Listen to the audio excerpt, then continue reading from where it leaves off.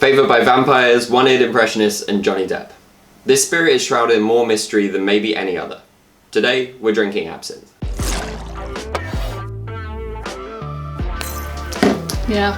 Yeah. Yeah. Yeah. Now, absinthe can be a really intimidating spirit.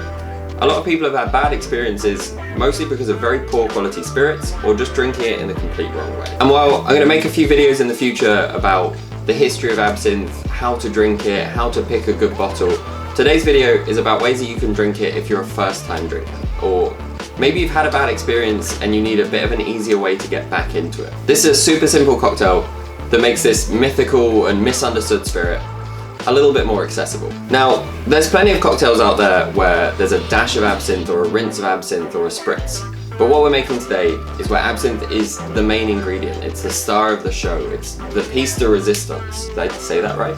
Yes. Pièce. Yes, de resistance. The pièce de résistance of the cocktail. It's the main ingredient. Before we make any drinks though, let's talk a little bit about absinthe. Now, there's so many myths and so many misunderstandings around this spirit.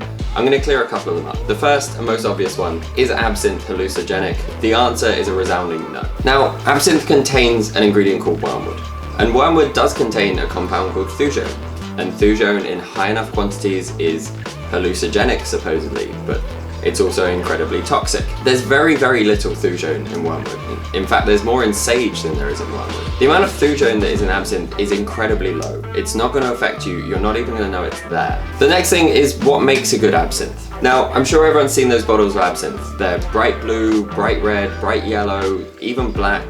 They probably have something like a skull on the label and they brag about how high ABV they are, that they're 80-90% alcohol. Now, this isn't absinthe. This is incredibly poor quality spirits, bottled at an obscenely high ABV and kind of sold on that basis. They tend to be artificially flavoured, artificially coloured, and they're really best avoided at all costs. Real absinthe tends to sit somewhere between about 55% ABV and maybe 78% ABV. They can go higher, they can go lower, but this is a good kind of range for traditional absinthe. The colour for absinthe will be green or white, sometimes a little bit yellow, sometimes a kind of reddish brown colour. But the most important thing is the colour in absinthe comes from infusing herbs into the spirit after it's distilled. So that colour should be natural.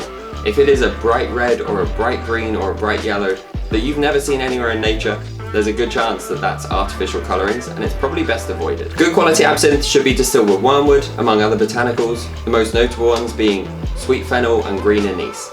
This is called the holy trinity of absinthe. So you want to look out for one that contains these ingredients. So this is a quick overview of absinthe. Like I said, if people are interested, I'll absolutely talk about this more. But for now, let's get on to mixing. This drink I'm going to be making today is one of my favourite summer cocktails. It's called the Absinthe Frappe. This drink originated in New Orleans in 1874. It was apparently a favourite of Oscar Wilde and Mark Twain. It was created at a place called Alexa's Coffee, which later became known as the Absinthe Room and even later the Old Absinthe House. This drink could not be easier to make and it's so refreshing. We're going to start with our absinthe. Today I'm using Pernod. Now don't get this Pernod absinthe confused with Pernod pastis. They're different products. For me, this is probably the most readily available, good quality absinthe you can get your hands on. Some other great producers are Jade Liqueurs, La Clandestine, La Maison Fontaine, and St. George. I don't know if I pronounced any of those right. But there's plenty of great absinthes out there. If you do want to pick up a bottle of absinthe and you want some recommendations for a good one, a great channel to check out is Ligea Resurrected. She does amazing absinthe reviews and she's covered some incredible products. So if you do want to pick up a bottle and you're not really sure where to start, go and check out her channel and you can definitely find a recommendation on there. I'll put her link in the description and tag it up somewhere on the screen. So this drink could not be more simple. It's 2 ingredients, ice and a garnish. That's all you need. So we're going to start off with our absinthe. We're going to put 35 milliliters into a shaker. We're then going to follow this up with sugar syrup. This is just a mix of 2 parts of caster sugar to 1 part of water, dissolved and bottled. You want 15 milliliters of this sugar syrup. And that's it. It's really that simple. We're going to shake this drink with crushed ice. And we're going to shake this drink hard. We want to get some dilution in there. Like I said, absinthe can be strong. The one that I'm using today is 68% ABV. So what we want to do here is dilute it a little bit, take some of the edge off, soften everything, and really round those flavors out. We also want to get this super, super cold. So we've been shaking for a while now, and this is exactly what we want. A nice frost built up on the outside of the shaker. That means it's super cold and it's starting to dilute inside. We're going to take this drink and dump it straight into our glass. We're going to top this off with more of our crushed ice.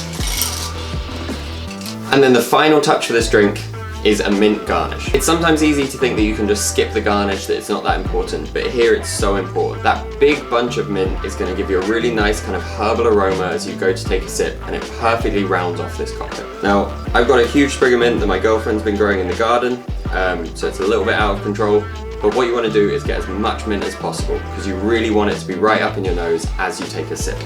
I also like to serve this one with a straw, and you're good to go.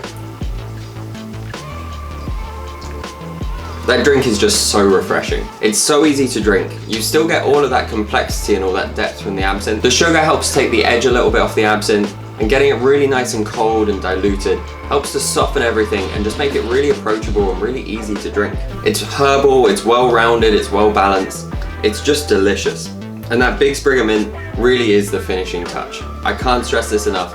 Don't skip the mint and really don't skimp on it. Get a big old bunch in there, get it right up your nose, and that big hit of minty aroma before you take a sip is fantastic. If it's hot out, the sun's shining, this drink is just hard to beat. So if you're new to absinthe and you do want to try it, you do want to experiment with it, this is a great place to start.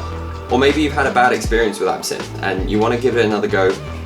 I can't stress it enough, this drink is a fantastic way to enjoy absinthe that's a little bit less intimidating. I really think this spirit doesn't get enough love. There's so many misunderstandings, there's so many stories, there's so many rumors around it that people tend to avoid it and they tend to have a really negative perception of it. But it's just like any other spirit really, and it's delicious. So there you go, a super simple, really delicious absinthe cocktail to get you started with this spirit. I hope you found this video interesting. If you did, let me know in the comments what drink you want to see next, or if you want to hear more about absinthe. If you did like it, feel free to drop a like, hit subscribe, and you can always follow me over on Instagram at todays_tipple, where I post new drinks, new cocktails every single day. Cheers!